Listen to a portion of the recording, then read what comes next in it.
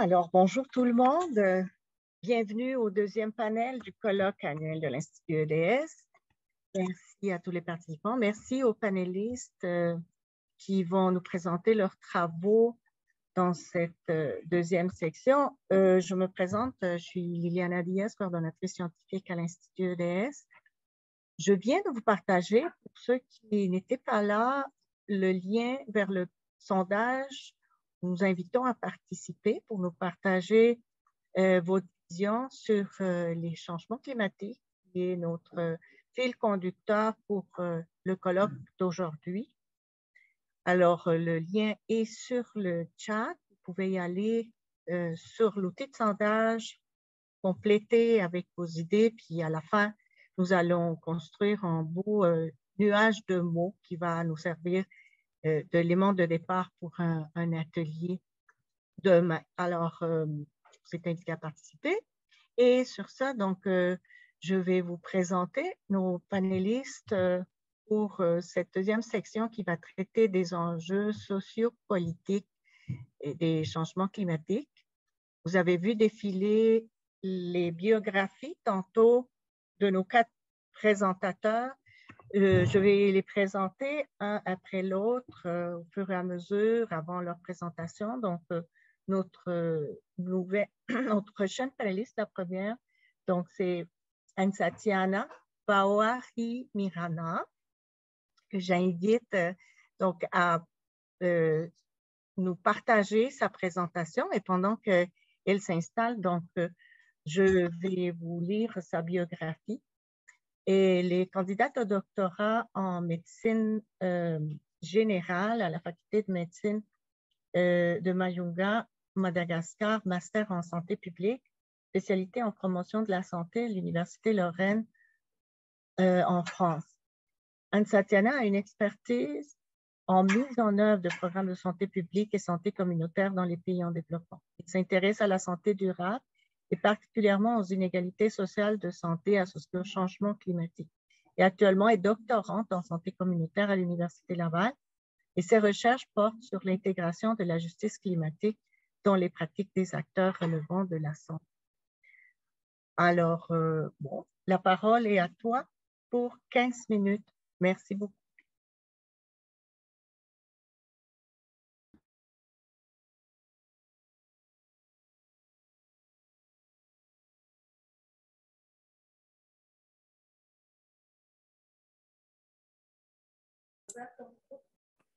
Ansatiana, est-ce que vous avez ouvert votre micro, s'il vous plaît?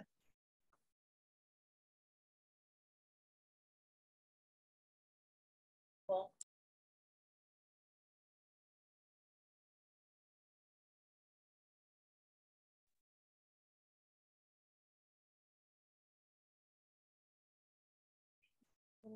Oui, est-ce que vous m'entendez? Oui, c'est bon. Oui, là, c'est bon. Parfait, tu as la parole. Bien, je vais mettre un écouteur parce que ça a bien marché tout à l'heure.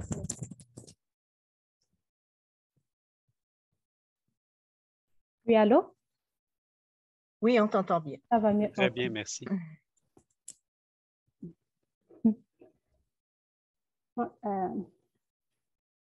Je reprends un peu, donc désolée pour ce petit problème. Donc, je vais vous présenter aujourd'hui les contributions de la justice climatique à la pratique en santé publique. C'est les résultats préliminaires du volet théorique de mon étude, parce qu'il y a aussi un volet contextuel. Et pour commencer, je vais vous...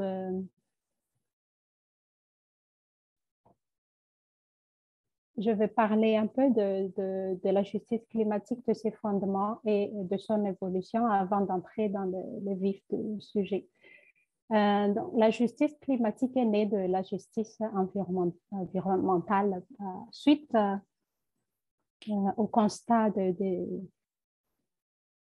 que les populations les plus impactées par les effets négatifs du changement climatique sont celles qui ont moins contribué aux émissions de gaz à effet de serre.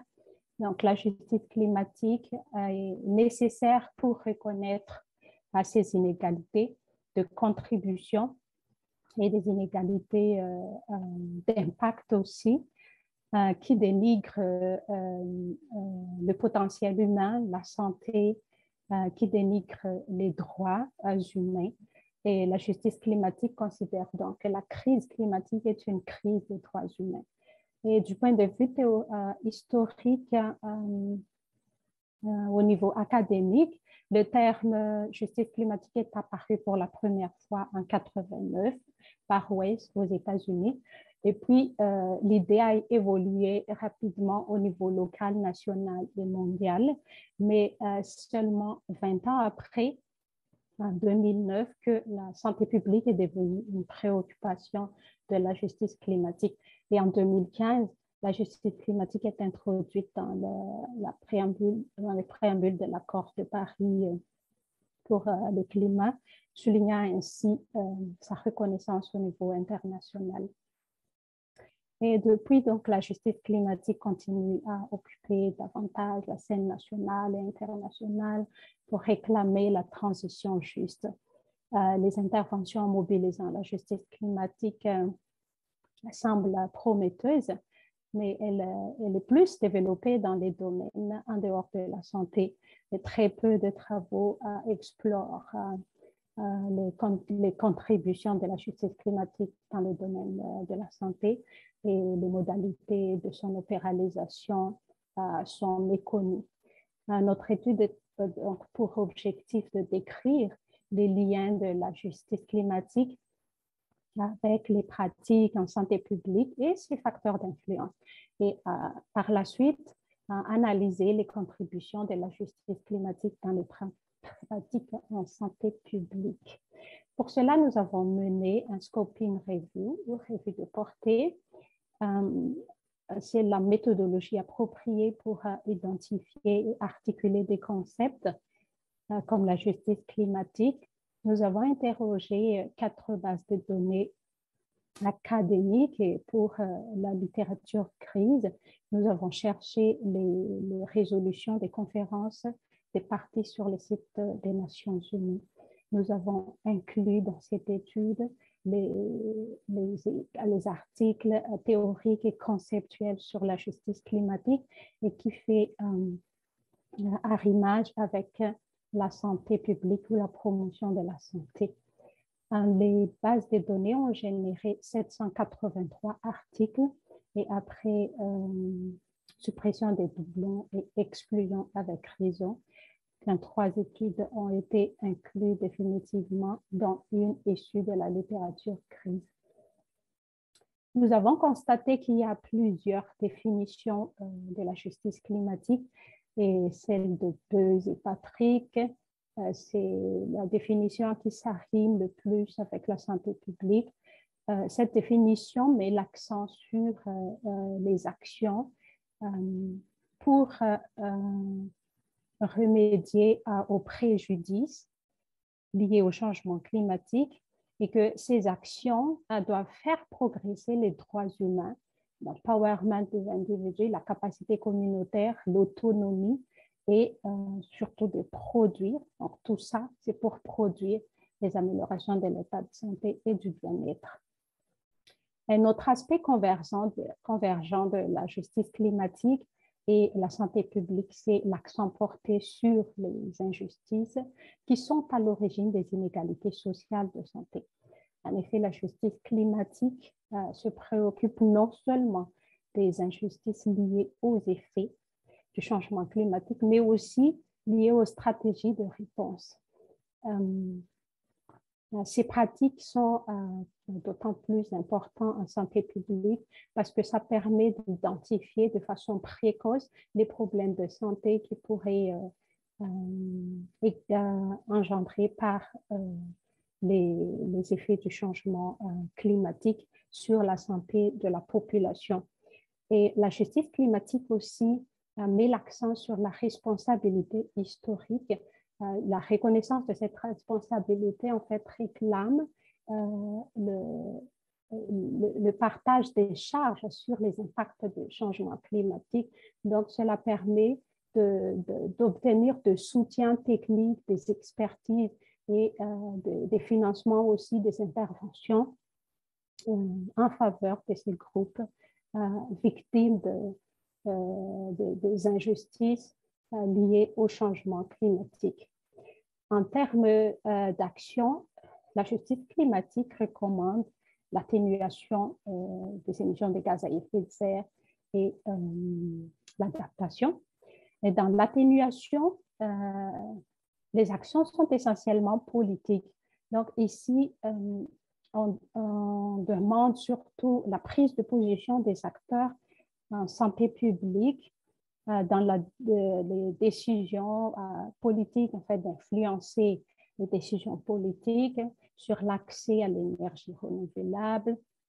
Donc, c'est sur la transition écologique et la considération des préoccupations sanitaires associées au changement climatique.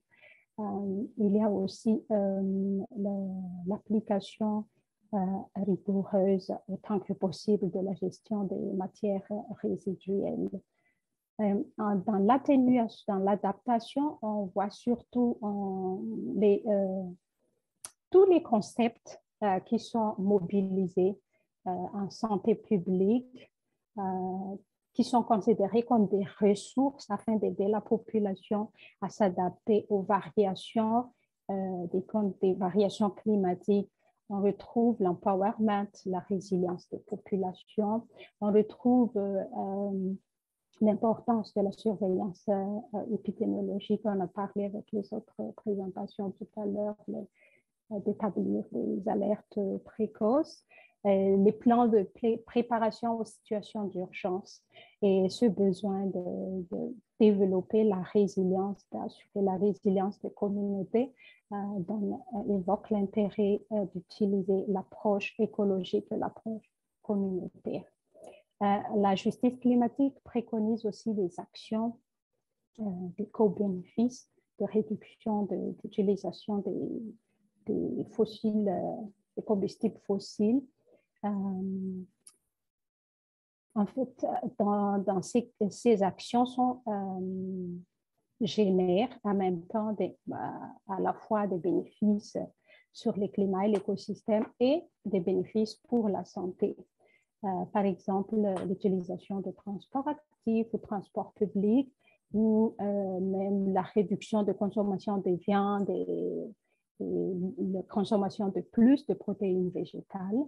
Tout ça a un impact positif sur l'écosystème parce que ça réduit les émissions de CO2 et d'autres gaz comme méthane qui polluent l'écosystème, mais en même temps, ça augmente l'activité physique, ça diminue les risques des maladies chroniques comme maladies cardiovasculaires, le cancer, le diabète.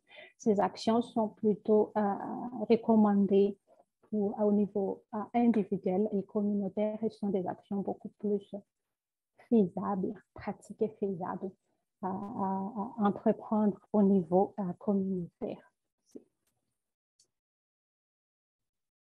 La justice climatique aussi, en termes de modalités d'opération avec un lien avec la santé publique, recommande la collaboration interdisciplinaire basée sur les droits humains.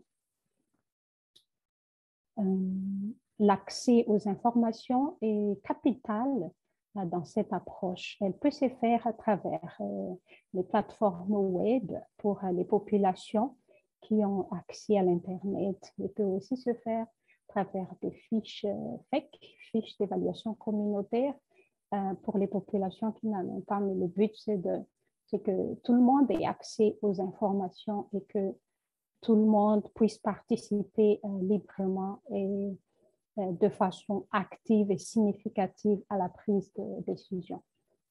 L'analyse des vulnérabilités est très, très recommandée en justice climatique. Cela permet d'identifier les populations les plus vulnérables et aussi ça permet de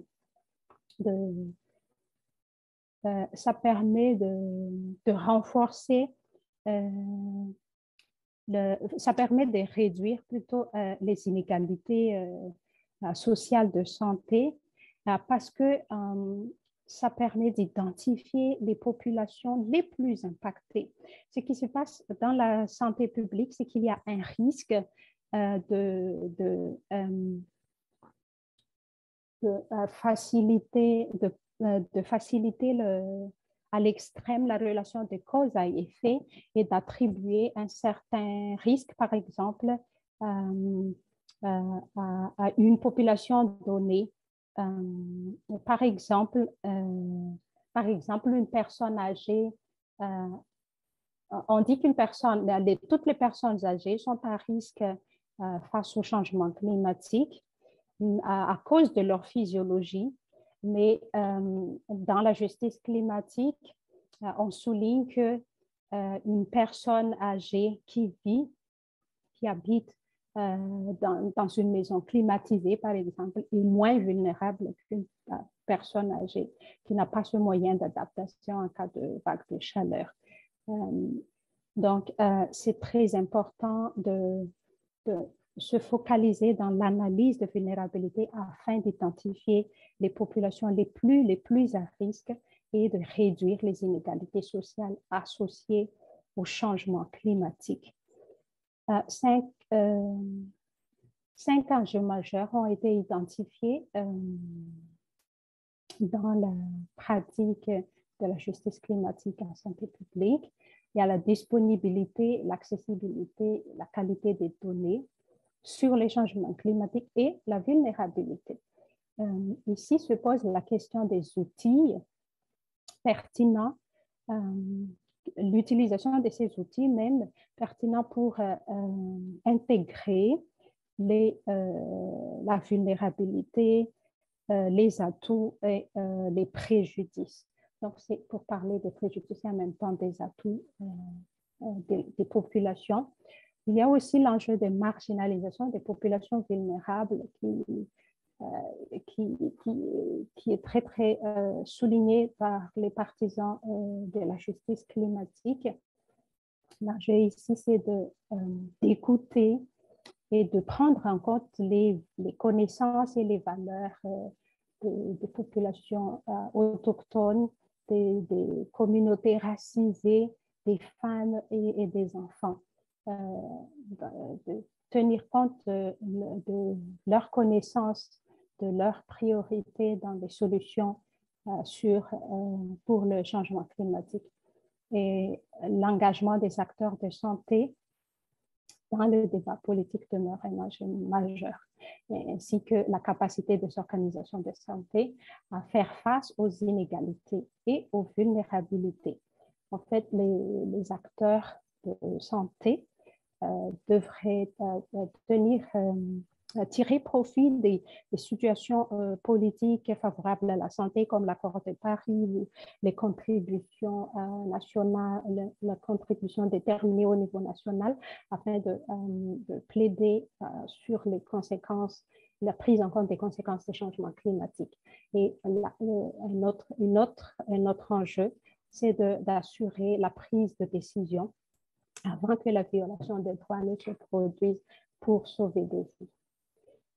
Qu'est-ce qu'on peut dire alors sur les contributions de la justice climatique? Excuse-moi, je t'inviterai à conclure rapidement, si c'est possible. OK. Donc, ce qu'on peut dire, c'est que dans la justice climatique, on recommande l'atténuation et l'adaptation. Et dans ces modalités, l'analyse de la vulnérabilité est importante afin d'identifier les populations les plus vulnérables, lesquelles vont participer avec les décideurs et les parties prenantes dans la prise des décisions, la mise en œuvre et le suivi et évaluation des activités afin de produire des actions pour les co-bénéfices, pour la santé et la résilience des communautés, et le tout dans le respect des droits humains et l'équité. La modalité d'opérationnalisation de la justice climatique fait sa singularité en santé publique. Il y a la forte volonté de lutter contre les inégalités, l'accent mis sur la vulnérabilité, la participation significative, l'empowerment, la capacité communautaire et la résilience, et aussi la collaboration interdisciplinaire et le décloisonnement des actions d'atténuation et d'adaptation qui sont soulignées par l'OMS. Nous avons donc vu qu'il y a des pratiques en santé publique qui s'arriment avec la justice climatique. Il y a la prévention, le dépistage des problèmes de santé, l'éducation et la promotion. Les études qu'on a explorées jusqu'ici incitent plutôt les acteurs de santé publique à se familiariser avec la justice climatique. Et on a constaté aussi que la justice climatique pourrait être un levier d'action pour lutter contre les inégalités sociales en santé, mieux agir sur les déterminants de santé et mener une transition juste. Donc, comme c'est un volet théorique, cette première phase de mon étude, la prochaine étape, ça va être d'analyser les pratiques de justice climatique et puis de mener une étude empirique. Merci de votre aimable attention. Un grand merci pour cette présentation. Ça montre vraiment la complexité, les multidimensions de cet enjeu. Et ça met vraiment très, très bien la table pour les discussions qu'on va avoir dans le panel. Je vous invite à garder vos questions pour la période finale. On va entendre les autres présentations, puis on va voir comment il y a plusieurs liens entre ce que Jésuel vient de nous présenter et ce que les autres présentations vont nous amener des dimensions sociales et politiques multiples des changements climatiques.